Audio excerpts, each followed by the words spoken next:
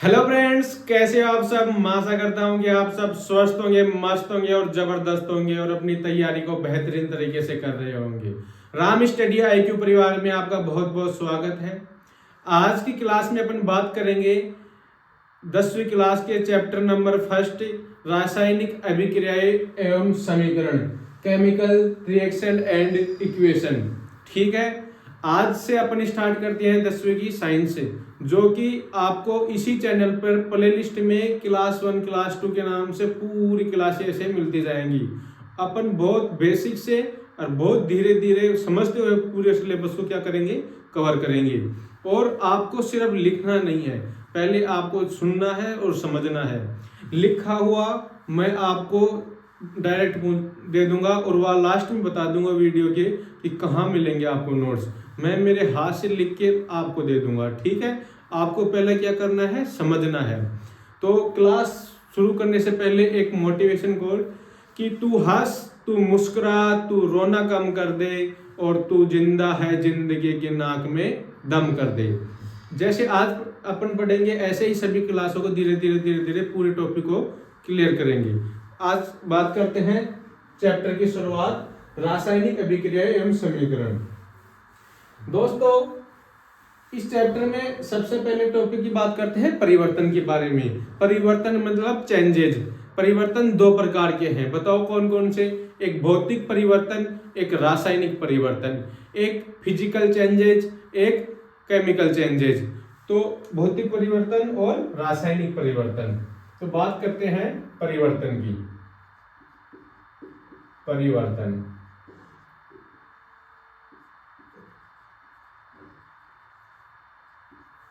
ठीक। परिवर्तन कितने प्रकार के होते हैं? परिवर्तन दो प्रकार के होते हैं। एक भौतिक परिवर्तन, एक भौतिक परिवर्तन। इसको मैं थोड़ा ऊपर लिख देता हूं, जिससे कि नीचे और भी लिखेंगे ना तो उसमें दिक्कत न आए, है ना। परिवर्तन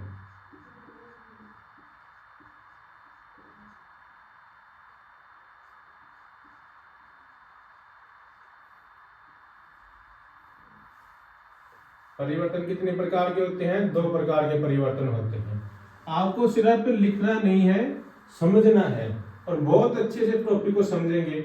आपको एक चैप्टर बहुत हार्ड लगते हैं ना, पढ़ने के बाद मेरे को कमेंट बॉक्स में बताना कि कैसे लगे।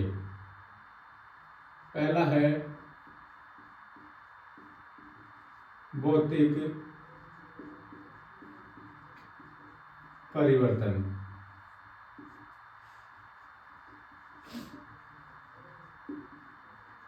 Physical change. ठीक है। दूसरा है रासायनिक परिवर्तन।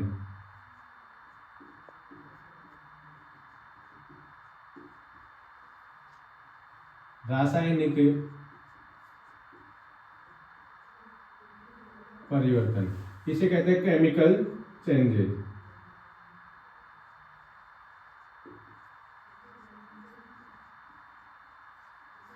केमिकल चेंज मीन्स परिवर्तन। ठीक है। चेंजेस कितने प्रकार के हो गए? दो प्रकार के। सबसे पहले बात कर लेते हैं भौतिक परिवर्तन किसे कहते हैं। वह परिवर्तन जिसमें भौतिक गुणों में परिवर्तन होता है, वह पदार्थ जिसके भौतिक गुणों में क्या होता है, परिवर्तन होता है। भौतिक परिवर्तन किसे कहते हैं? वह पदार्थ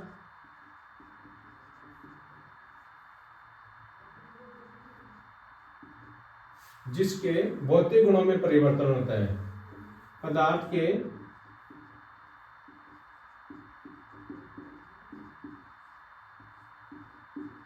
भौतिक गुणों में परिवर्तन होता है।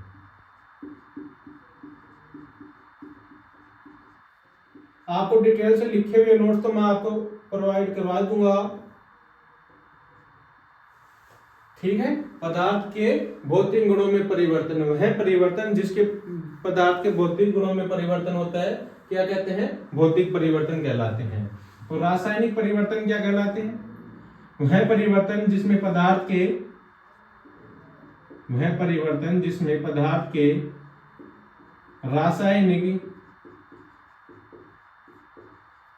रासायनिक गुणों में परिवर्तन होता है। रासायनिक गुणों में परिवर्तन होता है। ठीक है, तो बताइए पदार्थ के भौतिक गुण कौन कौन से हैं? जैसे बात करें भौतिक गुण कौन कौन से? आकार व अवस्था। भौतिक परिवर्तन में कौन कौन से गुणों में परिवर्तन होगा? जैसे आकार और अवस्था, इसकी आकार और अवस्था दोनों की हो जाएंगी, चेंज हो जाएंगी, बदल जाएंगी। और जैसे बात करें रासायनिक परिवर्तन में किसका चेंज होगा? रंग का, इसका रंग चेंज हो जाएगा, इसका रूप चेंज हो जाएगा, रूप बदल जाएगा, अथवा क्या बदल जाएगा? अवस्था बदल जाएगी। ठीक है, समझ गए? एक बार देखिए, वह परिवर्तन जिसमें पदार्थ के भौतिक गुणों में परिवर्तन होता है, जैसे भौतिक गुण, आकार और अवस्था, उसे कहते हैं भौतिक परिवर्तन। पदार्थ के वह गुण जिनके रासायनिक गुणों कौन कौन से रंग, रूप अथवा अवस्था में परिवर्तन होता है, उसे क्या कहते हैं? रासायनिक परिवर्तन। ठीक है, जैसे गुण की बात कर लेते हैं, इसमें क्या क्या बदलाव होंगे। भौतिक गुण यह एक क्या है? अस्थायी परिवर्तन है। यह एक अस्थायी परिवर्तन है।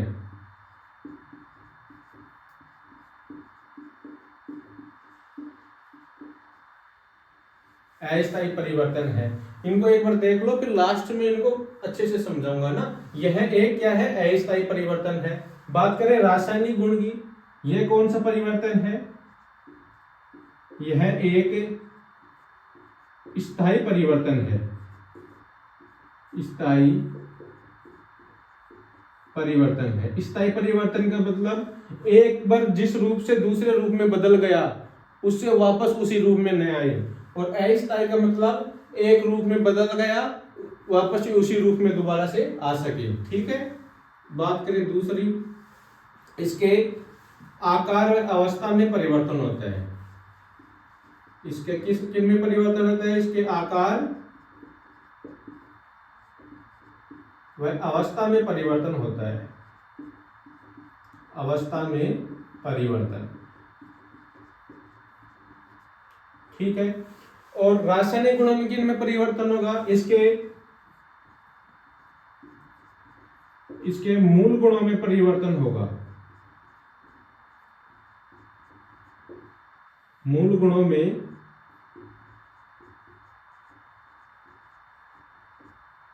परिवर्तन होता है। आकार व अवस्था में परिवर्तन होता है, मतलब इसका आकार और अवस्था बदल जाती है। और इसके क्या होता है? मूल गुणों में परिवर्तन। इसके जो भी गुण है, इसके मूल गुण है, जैसे आप हो, आप में भी कोई ना कोई गुण है, आपके गुणों में परिवर्तन हो जाए तो आप बदले चेंजेस, परिवर्तन दिखेगा आप में, तो इसके भी मूल गुणों में परिवर्तन होता है। ठीक है, आगे बात करते हैं।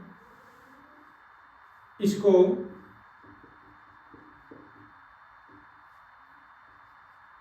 पुनः प्राप्त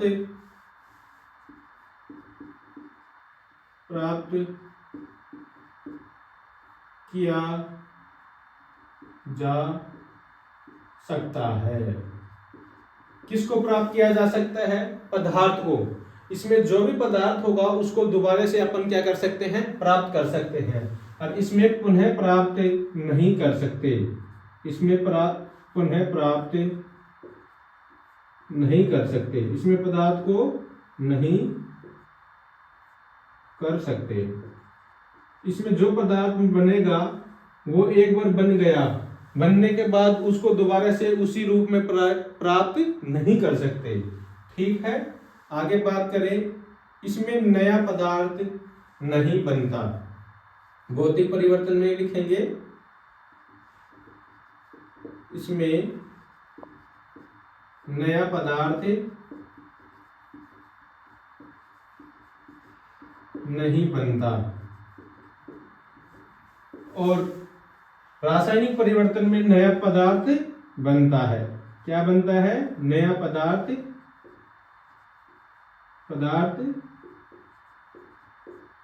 बनता है। ठीक है। भौतिक परिवर्तन एक कैसी अभिक्रिया है? उत्क्रमणीय अभिक्रिया है। यह एक उत्क्रमणीय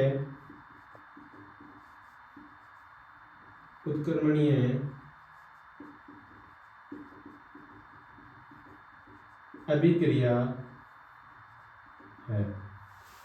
और यह कैसी अभिक्रिया है? यह अणु उत्क्रमणीय अभिक्रिया है।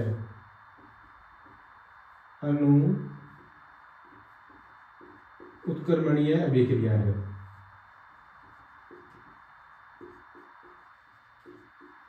इन बातों को मैं समझ रहा हूं कि अभी तक आप समझे नहीं हो। अब देखो, अब समझाता हूं मैं आपको एग्जाम्पल के थ्रू, उदाहरण से। कोई भी उदाहरण लो। भौतिक परिवर्तन का उदाहरण देखते हैं।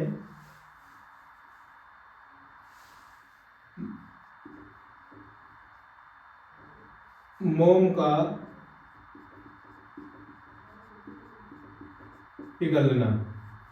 अब देखो, मोम है, मोम मीन्स प्लास्टिक। कोई भी मोम है, प्लास्टिक को आप पिघलाओगे तो उसका आकार बदल जाएगा, उसकी अवस्था भी बदल सकती है। आप मोम को जला नहीं सकते, मोम सिर्फ पिघलती है। पिघलने पे क्या होगी? मोम है, कोई भी पॉलिथीन को आप जलाओ, वो बड़ी है, जलने के बाद क्या होगी? आप उसको लंबे पकड़ोगे तो वो लंबी हो जाएगी, मतलब उसका आकार भी चेंज हो गया और अवस्था भी चेंज होगी, क्योंकि वो मोम भी बदल गया प्लास्टिक से। और उसको आप फैला दो तो वो फैल जाएगी। तो मोम का पिघलना मतलब उसका आकार और अवस्था। सबसे पहले तो यह अस्थायी है, क्यों? मोम पिघल गई, उसको ठंडा कर दिया, उसको वापस से गर्म करके मोम का आकार और अवस्था दोनों चेंज कर सकते हैं। मतलब इसमें अवस्था में भी परिवर्तन हो गया, इसके आकार और अवस्था में भी परिवर्तन हो गया। इसको पुनः प्राप्त किया जा सकता है। क्या मोम को पिघला कर दोबारा से पिघला सकते हैं? हाँ, मोम जल्दी कभी नहीं है, मोम को दोबारा से भी अपन क्या कर सकते हैं? पिघला सकते हैं। और इसमें नया पदार्थ नहीं बनता। मोम को जलाया, पहले भी मोम थी, दोबारा भी मोम को जलाया, तो इसमें नया पदार्थ बनना क्या? नहीं बना। यह एक क्या है? उत्क्रमणीय अभिक्रिया है। जो मोम का पिघलना है ना, यह अभिक्रिया एक उत्क्रमणीय अभिक्रिया है। पहले जैसे ही वापस होना क्या है? उत्क्रमणीय अभिक्रिया। और एग्जाम्पल लो, बताओ। मोम का पिघलना, कागज के टुकड़े करना, लकड़ी के, बहुत से उदाहरण है। लकड़ी के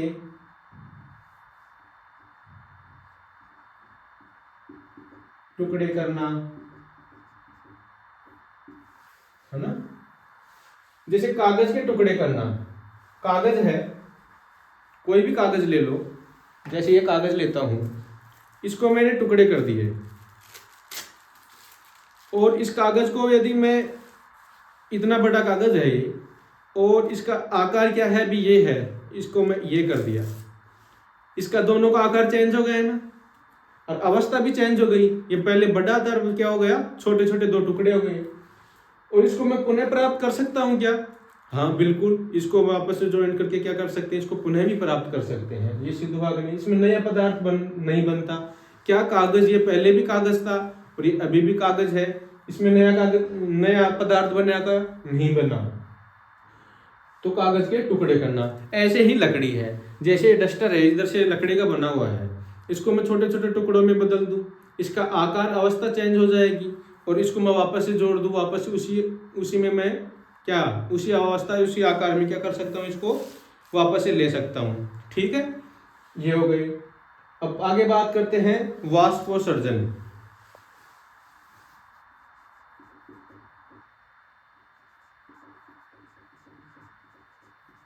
अगला उदाहरण है वाष्पोत्सर्जन। वाष्पोत्सर्जन क्या होता है? जो कोई आप पतीले में पानी लो, कोई भी बर्तन में पानी लो और उससे हीट करो, गर्म करो उसको।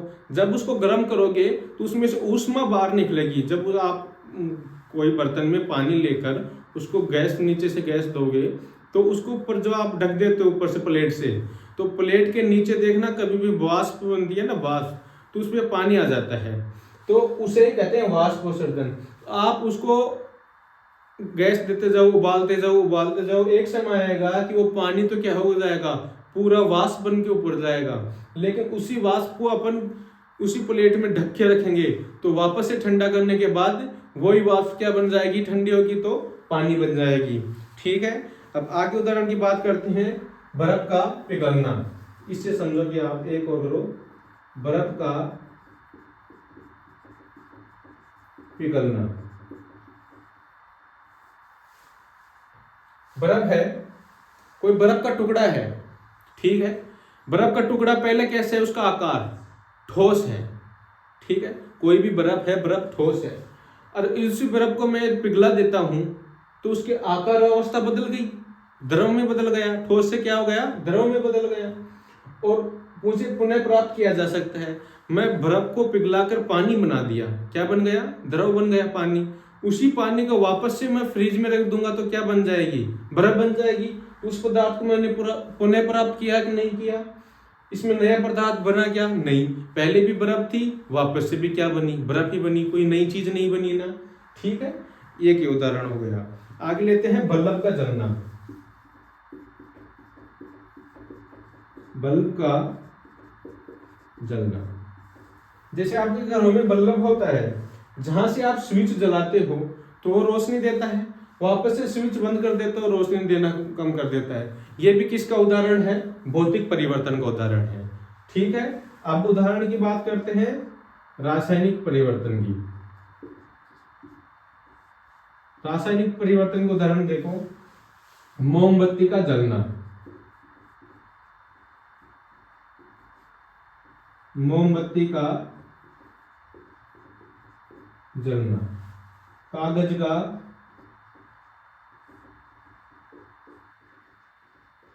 जलना। अगला उदाहरण है दूध का दही बनना। श्वसन क्रिया, बहुत उदाहरण है, भोजन का पाचन, भोजन का पाचन। लोहे पर जंग लगना, लोहे पर क्या, किसका लगना, जंग का लगना।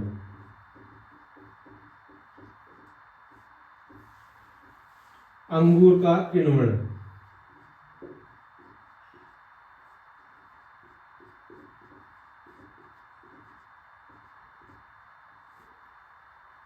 आदि और भी उदाहरण। जैसे मोमबत्ती का जलना एक रासायनिक परिवर्तन है और मोम का पिघलना क्या है, भौतिक परिवर्तन है। मोम तो पिघलती है, उसको दोबारा से प्राप्त कर सकते हैं, लेकिन एक मोमबत्ती होती है, इसी आकार में कुछ होती है, नीचे से एसिड ऊपर से लो, उसको जला दिए, पूरी जलने के बाद वो पूरी खत्म हो जाती है। मेरे को बताओ, पूरी मोमबत्ती को जलने के बाद आप दोबारा से जला सकते हो क्या, नहीं। तो ये क्या है, ये एक स्थायी परिवर्तन है, एक बार जल गई दोबारा नहीं जल सकती, तो मतलब एक बार ही इसमें क्या हुआ, परिवर्तन। क्या इसको प्राप्त कर सकते हो, नहीं कर सकते। क्या इसमें नया पदार्थ बना, नहीं बना। क्या ये किसका उदाहरण हुआ, जो चीज एक बारी हो वो होती है अनुत्क्रमणीय अभिक्रिया, है ना। अब बात करते हैं कागज का जलना। ये कागज लिया था, अभी मैंने इसके टुकड़े कर दिए, ठीक है, टुकड़े कर दिए तो जुड़ सकते हैं, लेकिन मैं इसको जला दूं, जलाने के बाद वापस से मैं इसका कागज बना सकता हूं क्या, नहीं बना सकता। तो ये किसका उदाहरण है, कागज का जलना, रासायनिक परिवर्तन, और कागज के टुकड़े करना, भौतिक परिवर्तन। ऐसे ही दूध का दही बनना। मेरे को बताओ, दूध से आप एक बार दही बना दिए, आपके डेली आपके सभी के घर में बनता होगा दूध का दही, क्या दही से दूध वापस बना सकते हो क्या, नहीं बना सकते। तो एक बार से दूध बन गया, दूध से दही बन गया, तो उसका रंग भी चेंज हो गया, उसका रूप भी चेंज हो गया, और उसकी अवस्था भी चेंज हो गई, और उसके जो मूल गुण थे, दूध में तो कौन से गुण था, लैक्टो, और ये दही क्या हो गया, ये थोड़ा मीठा हो गया, ये खट्टा हो गया, तो इसके जो मूल गुण थे उनमें भी परिवर्तन हो गया। दूध में अलग गुण है और दही में क्या है, अलग गुण है। क्या इसमें पदार्थ जो बन गया दूध का, दही, दही से वापस से दूध नहीं बना सकते, तो पदार्थ को क्या नहीं कर सकते, पुनः प्राप्त नहीं कर सकते हैं। ठीक है, ऐसे ही श्वसन क्रिया, श्वसन क्रिया जैसे जैसे आपने अभी अभी एक सांस ली अंदर, क्या आप उसी सांस को दोबारा से ले सकते हो क्या, नहीं, वो तो शरीर के अंदर यूज हो चुकी, वो तो अपने जो अपने बॉडी है, अपना ब्लड है उसमें घुल चुकी है ना, तो उसको नहीं ले सकते। ठीक है, भोजन का पचना, आप जो भी अभी आपने सुबह शाम जो भी आपने जो भोजन खाया अभी, उस भोजन को आपका डाइजेशन हो गया, पाचन हो गया, क्या उसी भोजन को आप दोबारा से खा सकते हो क्या, नहीं, आपको नया भोजन खाना पड़ेगा। तो क्या हुआ, उसके गुण में परिवर्तन हो गए, उसको उस पदार्थ है, कौन सा पदार्थ था भोजन, उसको दोबारा से नहीं बना सकते। ठीक है, ऐसे लोहे पर जंग लगना, लोहे पर जो जंग लगती है वो रासायनिक क्रिया है, तो रासायनिक क्रिया है तो कौन सा परिवर्तन होगा, रासायनिक परिवर्तन होगा। ऐसे अंगूर का किण्वन, जैसे अब अंगूर का किण्वन का मतलब होता है जो अंगूर होते हैं उनको किण्वन एक विधि होती है, उसके द्वारा अलग अलग पदार्थ बनाए जा सकते हैं। जैसे मदिरा वदिरा में और भी कई चीज बनाई जाती हैं, उनमें यूज लेते हैं। तो ये थे आज के भौतिक और रासायनिक परिवर्तन। मैं आशा करता हूं कि ये आपको समझ में आएंगे। एक बार जल्दी से रिवीजन कर लीजिए कि भौतिक परिवर्तन किसे कहते हैं। पदार्थ के भौतिक गुणों में परिवर्तन, भौतिक गुण कौन कौन से, आकार व अवस्था में परिवर्तन क्या कहलाएगा, भौतिक परिवर्तन।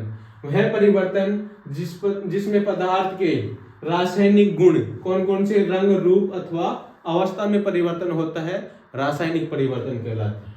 जैसे आकार और अवस्था हो गई, इसमें रंग रूप और अवस्था। ठीक है, इसके यह एक अस्थायी परिवर्तन है और रासायनिक परिवर्तन एक स्थायी परिवर्तन है। भौतिक परिवर्तन में आकार और अवस्था में परिवर्तन होता है और रासायनिक परिवर्तन में मूल गुणों में परिवर्तन होता है।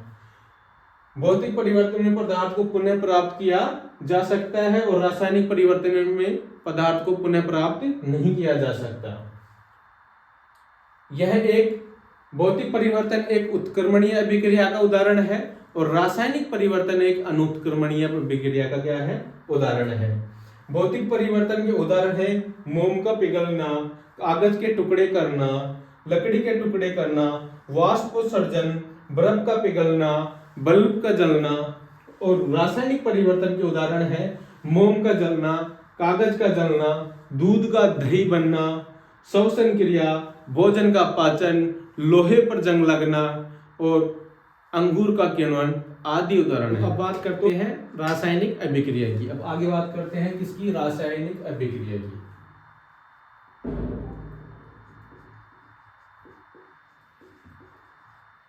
रासायनिक अभिक्रिया, रासायनिक अभिक्रिया केमिकल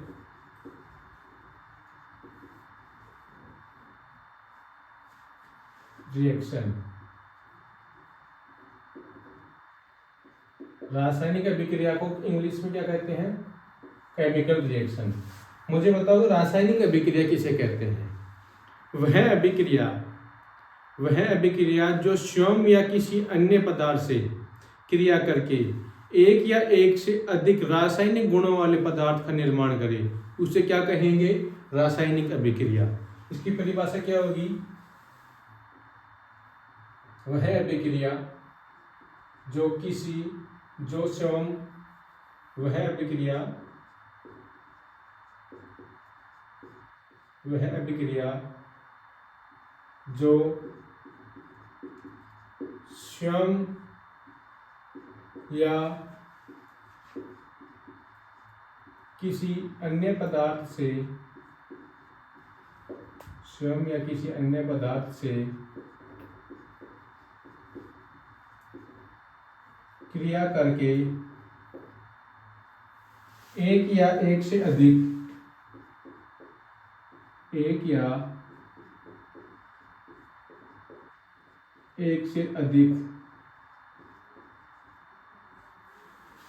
रासायनिक गुणों वाले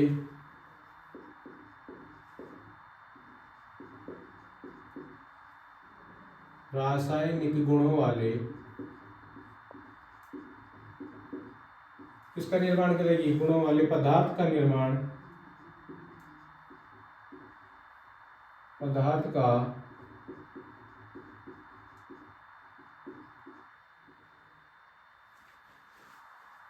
निर्माण करे, उसे क्या कहेंगे, रासायनिक अभिक्रिया कहते हैं, केमिकल रिएक्शन कहते हैं। ठीक है, परिभाषा समझ में आई। वह अभिक्रिया जो स्वयं या किसी अन्य पदार्थ से क्रिया करके एक या एक से अधिक रासायनिक गुणों वाले पदार्थ का निर्माण करे, क्या कहलाती है, रासायनिक अभिक्रिया कहलाती है। एक है रासायनिक समीकरण।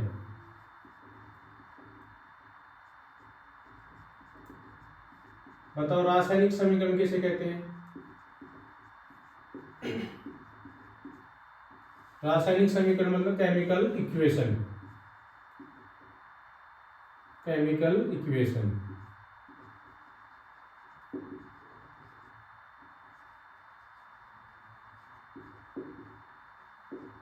केमिकल इक्वेशन कैसे कहते हैं, किसी रासायनिक अभिक्रिया के प्रतीकात्मक समूह को या किसी रासायनिक अभिक्रिया के प्रतीकात्मक निरूपण को किसी रासायनिक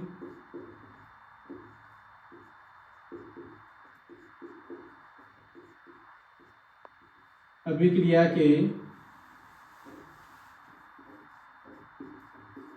प्रतीकात्मक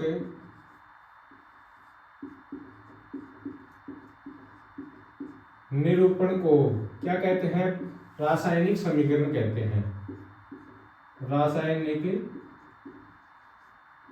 समीकरण कहते हैं। समीकरण को मैं इसे शॉर्ट में लिख रहा हूं, रासायनिक को रा लिख रहा हूं। ठीक है, समझ जाना। रासायनिक समीकरण किसे कहते हैं, किसी रासायनिक अभिक्रिया के प्रतीकात्मक निरूपण को क्या कहते हैं। प्रतीकात्मक निरूपण का मतलब होता है कि रासायनिक अभिक्रिया है उसके जैसा। अब बात करते हैं रासायनिक अभिक्रिया की पहचान। रासायनिक किस किस आधार पर कर सकते हैं, रासायनिक अभिक्रिया की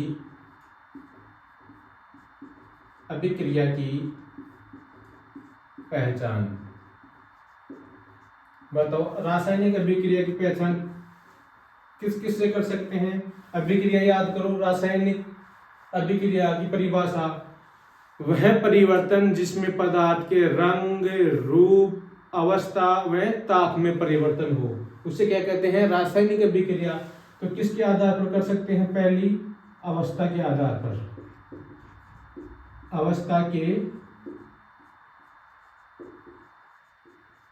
आधार पर परिवर्तन। और किसके आधार पर कर सकते हैं, बताओ दूसरा, रंग के आधार पर, रंग के आधार पर परिवर्तन। तीसरा किसके आधार पर कर सकते हैं, ताप के आधार पर।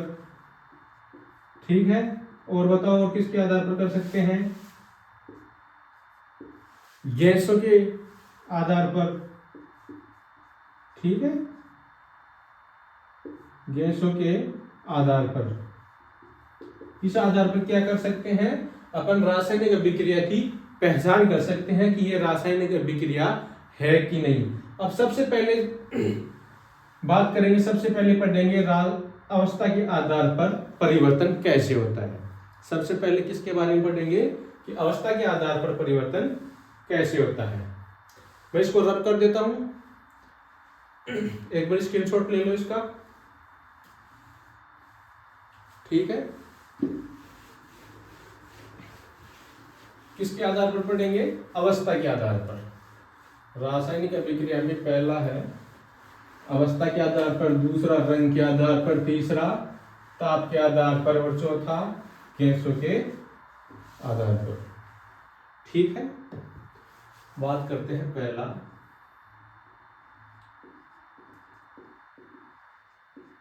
अवस्था, अवस्था में परिवर्तन, पहला लिख लो, अवस्था में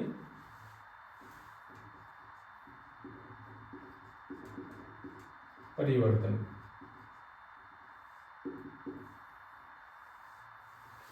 बताओ अवस्था में परिवर्तन कैसे होगा? अवस्था में परिवर्तन करते हैं, इसमें बात करते हैं मैग्नीशियम का दहन। इसमें किसका दहन करते हैं अवस्था में परिवर्तन करने के लिए? मैग्नीशियम का दहन।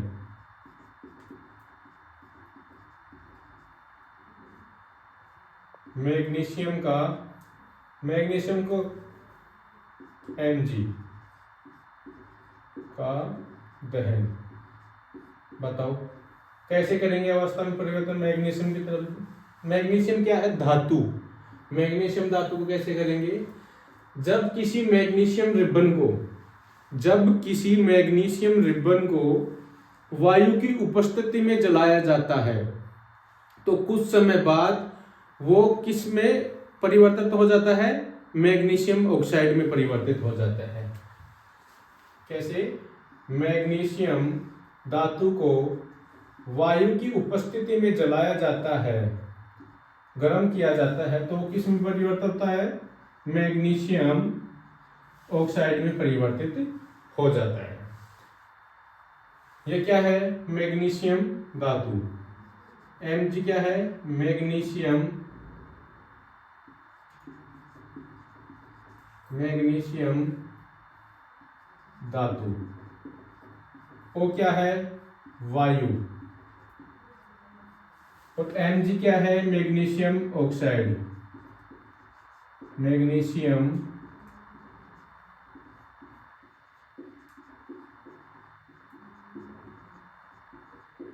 Magnesium oxide. ठीक है। जैसे कैसे जलाया जाता है? जैसे ये लैंप है, इससे देखो आप, ये लैंप है, ये क्या है? लैंप। यहां से लैंप ऑन ऑफ होता है और ये इसकी क्या है? लो।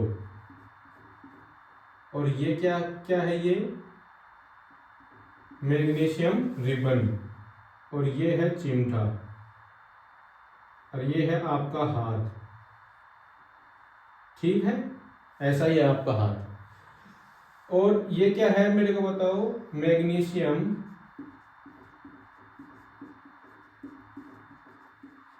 जो आपकी किताब में चित्र दे रखा है ना, चित्र नंबर 1, वो है मैग्नीशियम रबर। और ये क्या है? बर्नर। ठीक है।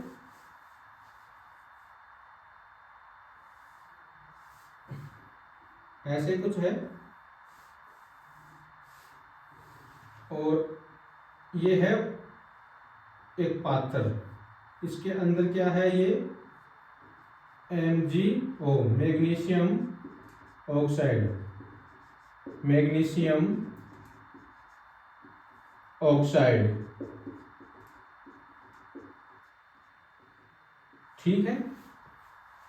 ये इसका क्या नाम है? वोच गिलास, कांच का गिलास, वोच गिलास, कांच का पात्र। ठीक है। जब हम मैग्नीशियम रिबन को, और यह वातावरण है, ये खुला वातावरण है, तो यह वातावरण में क्या है? O2। O2 मीन्स वायु, ऑक्सीजन। इसकी परिभाषा क्या होगी?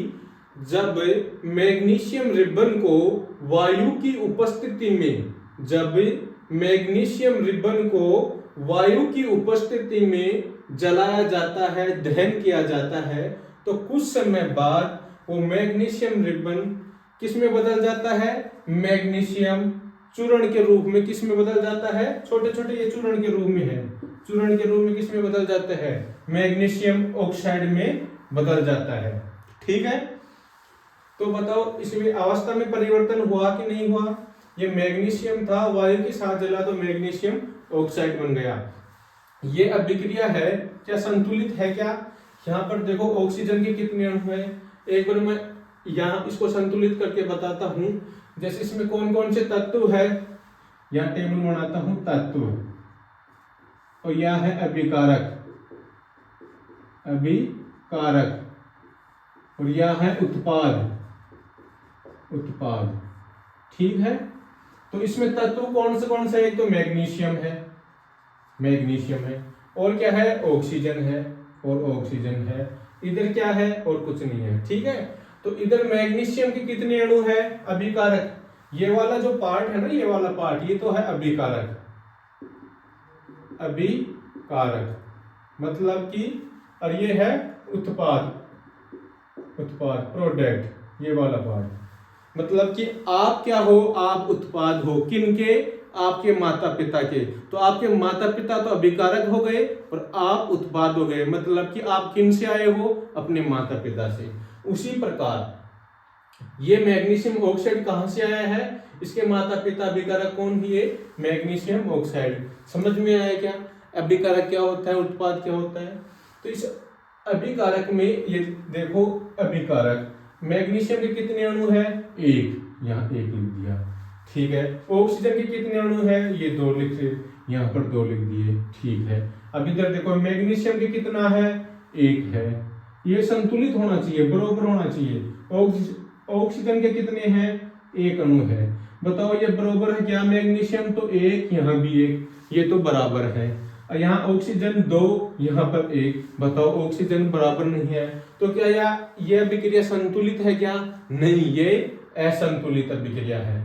तो इसको क्या करना है अपन को? संतुलित। देखो कैसे करेंगे, इसको भी दो बनाना है। यहाँ दो है ना, तो यहाँ पर भी दो बनाना है। ये नहीं करना कि काट कर एक कर दो इसको भी, ठीक है? नहीं, ये भी दो बनाना है। तो दो कैसे बनाओगे मेरे को बताओ। यहाँ ऑक्सीजन के दो अणु है, ठीक है, तो यहाँ भी ऑक्सीजन के कितने बनाने हैं? तो क्या मैं यहाँ पर दो लगा दूं क्या? MgO2? नहीं, ये सूत्र क्या हो जाएगा? गलत। तो इसको संतुलित करने के लिए किसी भी संख्या के पीछे कोई नंबर ऐड नहीं कर सकता। ये लाइन मैं बोल रहा हूँ, नोट कर लो, नोट लगाकर। किसी भी अभिक्रिया को संतुलित करने के लिए कोई भी नंबर उस अभिक्रिया के पीछे नहीं लगा सकते। तो कहाँ लगा सकते हैं? आगे। तो कहाँ लगाएंगे? यहाँ पर। तो यहाँ पर लगाएंगे तो ये दो, तो ये दो अणु ऑक्सीजन के भी है और ये दो अणु मैग्नीशियम के भी है। इसका मतलब ये हुआ, जो आगे होता है, जो आगे होता है वो सभी का होता है। सभी का मतलब ये मैग्नीशियम के भी है और ये दो किसका है? ऑक्सीजन का भी है। जो आगे होता है वो सभी का होता है और जो जैसे पीछे होता है ना, वो उसके गुणा में होता है। जो आगे होता है वो सभी का होता है और जो पीछे होता है ऐसे, वो गुणा में होता है। तो मेरे को बताओ, इधर मतलब उत्पाद में मैग्नीशियम के यहाँ पर कितने थे? मैग्नीशियम के एक, तो यहाँ पर मैग्नीशियम के कितने हो गए? दो हो गए। और इधर कितने हो गए? एक है। तो इसको दो कैसे करूं? तो यहाँ पर भी क्या कर दूंगा मैं? दो। तो यह बताओ, यहाँ पर भी मैग्नीशियम के दो, मैग्नीशियम के दो। तो इधर किससे गुणा किया मैंने? दो से। यहाँ भी कितने से किया? दो से। देखो ना, दो ही तो है। दो एकम दो, कितने अणु हुए? दो। यहाँ पर दो एकम दो, कितने उत्पाद के अणु? ये दो। बोलो मैग्नीशियम संतुलित हुआ कि नहीं हुआ? अब किसको करना है? ऑक्सीजन के। ऑक्सीजन यहाँ पर कितना है? यहाँ पर है कि ऑक्सीजन? नहीं, यहाँ पर है। कितने अणु है? दो। और यहाँ पर कितने अणु है? ये लो ना, ये आगे वाला। पीछे वाला तो गुणा में होता है, आगे वाला सभी का होता है, बताया ना भी। तो मैग्नीशियम के भी है दो और ये ऑक्सीजन के भी है। तो यहाँ पर कितना कर दूं? दो। दो एकम दो। अब तो यहाँ की कितने से गुणा करूं? एक से गुणा करो चाहे ना करो।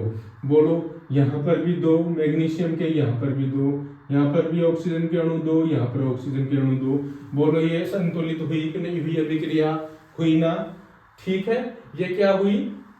आपको देखो संतुलित अभिक्रिया संतुलित करना भी सिखा दिया। ऐसे जैसे आगे भी अभिक्रिया आएंगी, आगे भी बता दूंगा। कुछ तो समझ में आया होगा। अब बात करते हैं अवस्था में परिवर्तन। अवस्था में परिवर्तन किससे हुआ? मैग्नीशियम का। अब इसकी परिभाषा कैसे लिखेंगे? इसके आगे थोड़ी मैग्नीशियम का दहन इसमें लिखेंगे। आप खुद लिखोगे, मैं सिर्फ आपको समझाऊंगा। और आपको इसके नोट्स चाहिए ना, डिटेल से लिखे हुए, हेड राइट, मेरे हाथ से लिखे हुए नोट्स खुद के। तो मैं वीडियो को पूरा देखना, लास्ट में मैं बता दूंगा। और आप कहाँ मिलेंगे और कैसे मिलेंगे। ठीक है, अभी आप लिखने पर ज्यादा ध्यान नहीं, सिर्फ और सिर्फ समझने पे ध्यान दो बच्चों। ठीक है, तो कैसे लिखोगे, अब देखो ये क्या है, मैग्नीशियम रबर। जब हम किसी मैग्नीशियम रबर को वायु ऑक्सीजन की उपस्थिति में जलाते हैं, दहन करते हैं, तो कुछ समय बाद वो छोटे छोटे चूर्ण में बदल जाता है, और किसका निर्माण कर देता है, मैग्नीशियम ऑक्साइड के बदल जाता है। ठीक है, तो ये किसमें परिवर्तन हो गया, अवस्था में परिवर्तन हो गया। मैंने रासायनिक अभिक्रिया की पहचान बताई, अवस्था में परिवर्तन, दूसरा रंग में परिवर्तन, तीसरा ताप में परिवर्तन, गैसों में परिवर्तन। तो अब दूसरी बात करते हैं किसकी, रंग में परिवर्तन की। किसकी बात करते हैं, रंग में परिवर्तन की। ये था आपका चित्र जो एक दे रखा है ना, उसका। ठीक है, जो आपकी बुक है उसी से मैं पढ़ा रहा हूं, वो चित्र एक दे रखा है ना, उसका है। ठीक है, अब है रंग में परिवर्तन, 2 नंबर है, मैं आपको आपकी किताब से पढ़ा रहा हूं, रंग में परिवर्तन। बोलो कमेंट में बताना भी मेरे को, और चैनल को लाइक और शेयर और इसी वीडियो को लाइक भी करना है। ठीक है, रंग में परिवर्तन, बोलो रंग में परिवर्तन कैसे हो सकता है। हमने एक परखने ली, जो डायग्राम से समझाता हूं। अब हमने एक परखने ली कांच की। ठीक है, इसमें अपन ने एक तनु सल्फ्यूरिक अम्ल को डाला, किसको, H2SO4 को। तनु सल्फ्यूरिक अम्ल को क्या कहते हैं, H2SO4। ठीक है, H2SO4 को डाला, ये डाल दिए, और हम इसमें एक लोहे की कील को Fe कहते हैं, लोहा को क्या कहते हैं, Fe, लोहे की कील डाल देते हैं। तो अपन देखते हैं कि इसमें कुछ समय बाद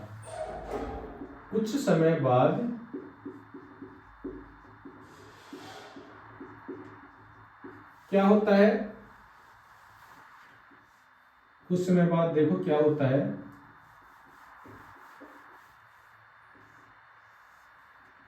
ये प्रश्न ले लिया हमने कांच की। तो कुछ समय बाद क्या हुआ कि जब ये कॉपर सल्फेट था, तो ये किस में बदल गया, फेरस के साथ FeSO4।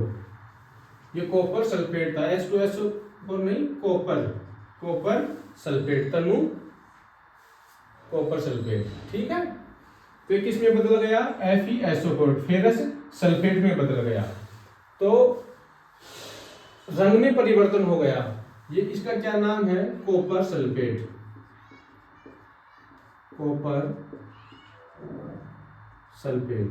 कैसा रंग का, बताओ, नीले रंग का विलयन। ये जो कॉपर सल्फेट है, ये कैसा रंग का विलयन है, नीले रंग का विलयन। ये FeSO4 है, फेरस सल्फेट,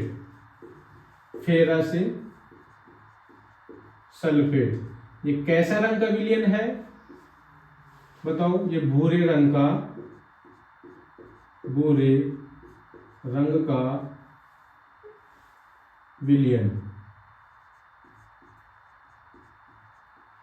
विलयन। टेंशन मत लेना, एक बार में समझ नहीं आए तो दोबारा भी समझाऊंगा। अब देखो, जब हम किसी प्रणाली में कॉपर सल्फेट का विलयन लेते हैं, कैसा रंग का, नीले रंग का, तो उसमें एक लोहे की छड़ या लोहे की कील डाल देते हैं, तो कुछ समय बाद देखते हैं कि वो भूरे रंग का विलयन बन जाता है और FeSO4 फेरस सल्फेट का निर्माण कर देता है। इसका समीकरण कैसे लिखेंगे? समीकरण लिखेंगे CuSO4 प्लस क्या डाला इसमें? लोहे की कील। लोहे को क्या बोलते हैं? Fe। तो कुछ समय बाद क्या हुआ? FeSO4 और किसका? कॉपर क्या हो गया? कॉपर का क्या हो गया? उत्सर्जन, बाहर निकल गया। ये चिन्ह का मतलब है बाहर बाहर गया, चला गया उत्सर्जन। तो ये क्या है? Copper sulphate. Copper sulphate. ये क्या है? लोहा।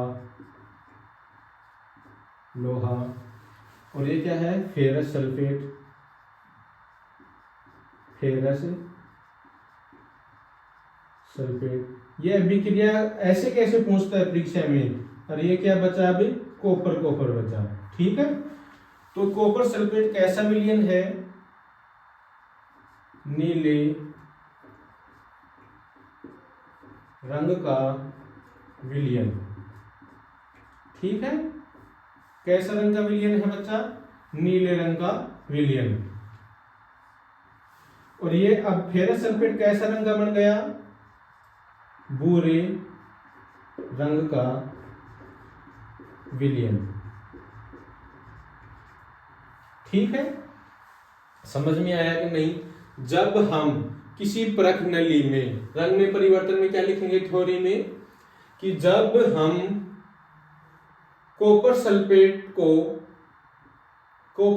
के विलयन में, जब हम कॉपर सल्फेट के विलयन में Fe का मतलब लोहे की एक कील डालते हैं, तो कुछ समय बाद देखते हैं कि वो नीले रंग का विलयन भूरे रंग के विलयन में क्या हो जाता है? परिवर्तित हो जाता है और फेरस सल्फेट का निर्माण कर देता है। और कॉपर क्या हो जाता है? बाहर निकल जाता है। तो ये तो डायग्राम है जो आपकी बुक में भी है। ठीक है, आप देख सकते हो अच्छे से। ऐसे क्या हो गया? रंग में परिवर्तन हो गया। क्या ये संतुलित है? अभिक्रिया क्या ये अभिक्रिया संतुलित है? आओ चेक करते हैं। तत्व, अभिकारक और उत्पाद, ऐसे सारणी बना लो। ठीक है। तत्व देखो, एलिमेंट्स। तत्व को क्या कहते हैं? एलिमेंट्स। एलिमेंट्स यहाँ पर कॉपर है और SO4 है, सल्फेट है। कॉपर, सल्फर, SO4 है। ठीक है। और ये क्या, और क्या है यहाँ पर? लोहा है, फेरस है। और अभिकारक में क्या है? अभिकारक में देखो, कॉपर के कितने अणु? 1, सल्फेट के 4, फेरस के 1। इधर देखो, इसमें उत्पाद में फेरस के 1, SO4 के बताओ 4 और कॉपर के 1। बताओ ये संतुलित है कि नहीं? यहाँ भी 1, यहाँ भी 1, यहाँ भी 4, यहाँ भी 4, यहाँ भी 1, यहाँ भी 1। बोलो ये संतुलित है कि नहीं? तो यह विक्रिया क्या हुई? यह विक्रिया भी संतुलित हुई। यह समझ में आया कि नहीं आया? यह एक्स्ट्रा ज्ञान है। अभिक्रिया संतुलित करना मैं साथ के साथ बता रहा हूँ। इसका अलग से टॉपिक और आगे है, अलग से मैं पढ़ाऊंगा टॉपिक को डिटेल से। बस थोड़ा थोड़ा ज्ञान अभी से लेते जाओ, जिससे कि एक साथ अब आने वाला अगला टॉपिक अभिकारक और उत्पाद का ही है, उसमें मैं डिटेल से बताऊंगा। ठीक है। तो अभी ये समझ में आया कि नहीं? अभी के लिए आप किससे परिवर्तन देखते हैं? ताप में परिवर्तन। ताप में परिवर्तन कैसे होता है? ठीक है। इसका स्क्रीनशॉट नहीं लिया आपने? यहाँ है कॉपर सल्फेट और यहाँ था नीले रंग का विलयन और यहाँ पर था कॉपर सल्फेट लोहा। एक बार स्क्रीनशॉट ले लो।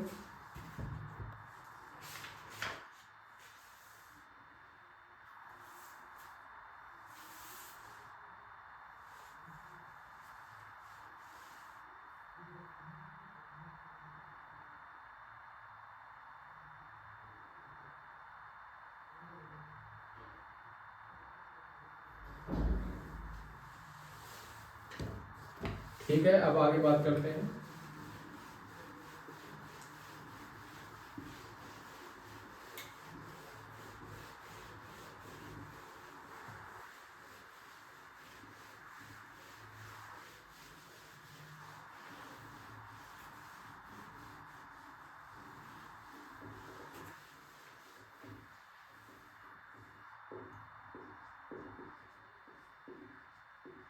ताप में परिवर्तन।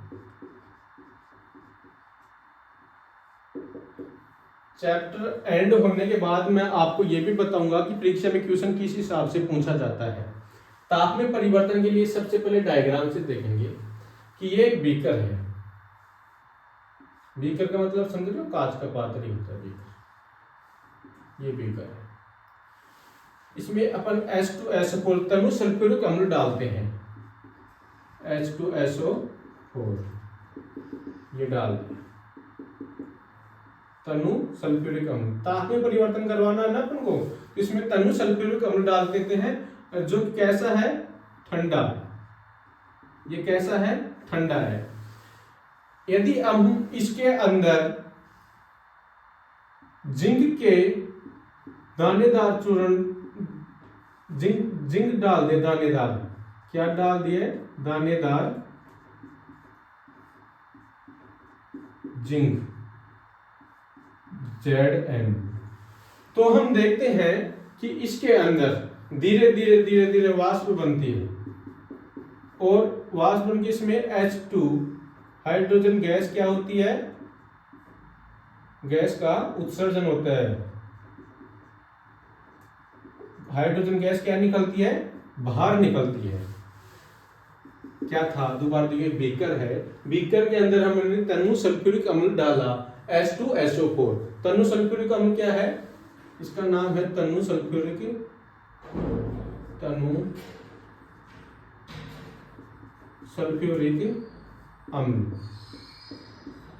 तनु सल्फ्यूरिक अम्ल डाला, तनु सल्फ्यूरिक अम्ल में अपन ने डाल दी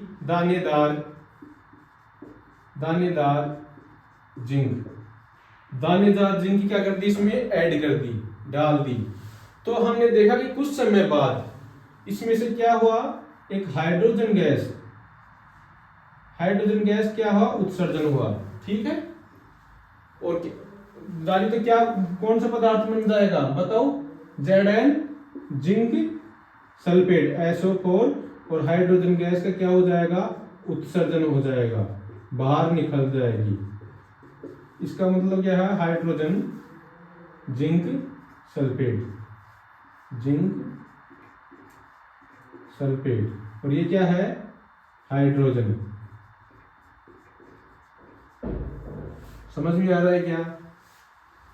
जब हम तनु सल्फ्यूरिक अम्ल देख लो, H2SO4 और Zn, ठीक है। H2SO4 के साथ जिंक डाला तो क्या बन गया, Zn, हाइड्रोजन का तो उत्सर्जन हो जाएगा, तो सल्फ्यूरिक अम्ल है तो SO4 जिंक के साथ अभिक्रिया करके ZnSO4 जिंक सल्फेट बना देगा, और हाइड्रोजन गैस क्या हो जाएगी, बाहर निकल जाएगी। तो ताप में परिवर्तन कैसे हुआ, बोलो, ताप इसके अंदर जब ये ठंडा था H2SO4 तनु सल्फ्यूरिक अम्ल, तो अब इसमें जिंक डालते ही इसमें क्या हुई, गैस हीट उत्पन्न हुई। तो इसमें गैस कौन सी उत्पन्न हुई, हाइड्रोजन गैस, जो कि क्या है कि बीकर से बाहर निकलने लगी। तो इस गैस का सब क्या हो गया, उत्सर्जन हो गया, और ये हो गया। ठीक है, अब चौथा पॉइंट था आपका गैसों में परिवर्तन। तो बताओ ये गैस में परिवर्तन हो रहा है कि नहीं, पहले इसके अंदर थी, विलीन थी, और ये क्या होगी, बाहर उड़ रही है। तो ये था रासायनिक अभिक्रिया के परिवर्तन। और अब मैं आपको इंपॉर्टेंट सूत्र और बताता हूं। इंपॉर्टेंट सूत्र एक तो है CuSO4 कॉपर सल्फेट .5H2O। यदि इसमें 5 अणु में जल के मिला दूं तो ये किसका सूत्र है, और एक है FeSO4.7H2O। ये तो है नीला थोता का, और ये है हरा कशिश। जब आपके 1 नंबर के क्वेश्चन आते हैं ऑब्जेक्टिव, उसमें जरूर पूछा जा सकता है कि FeSO4 में डॉट का मतलब .7H2O में 7 अणु जल के विलीन है। तो ये किसका सूत्र है, हरा कशिश का, और ये CuSO4.5H2 है, ये किसका है, नीला तोता का। मैं एक और पूछूं, ZnSO4, एक है अम्लराज, अम्लराज या अम्लों का राजा, अम्लों का राजा या अम्लराज, इसका सूत्र क्या है? और एक है एक्वा रेजिया,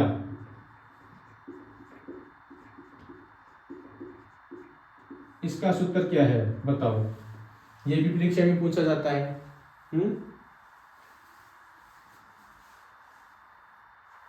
H2SO4 को क्या कहते हैं? अम्लराज, अम्लों का राजा भी कहते हैं। और एक है अपना एक्वा रेजिया, जिसे क्या कहते हैं? एक्वा रेजिया को अम्लराज भी कहते हैं, है ना। अम्लों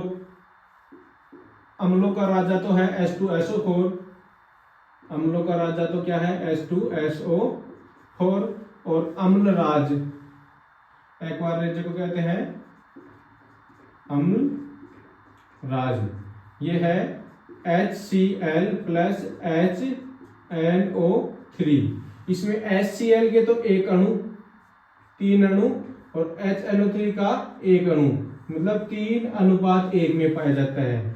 HCl की फुल फॉर्म है हाइड्रोक्लोरिक अम्ल। यहाँ लिख देता हूं HCl का, HCl को फुल फॉर्म है हाइड्रोक्लोरिक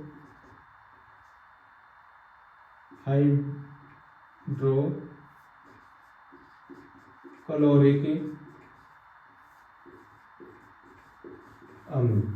और HNO3 को कहते हैं, HNO3 को कहते हैं नाइट्रिक अम्ल, नाइट्रिक अम्ल।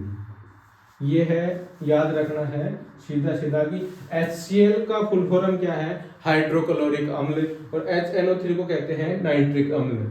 अम्लों का राजा H2SO4 सल्फ्यूरिक अम्ल, और एक्वा रेजिया को कहते हैं HCl प्लस HNO3 से मिलकर बना होता है, जिसमें HCl के तो 3 अणु होते हैं हाइड्रोक्लोरिक अम्ल के, और HNO3 का एक अणु होता है। तो किस अनुपात में होता है?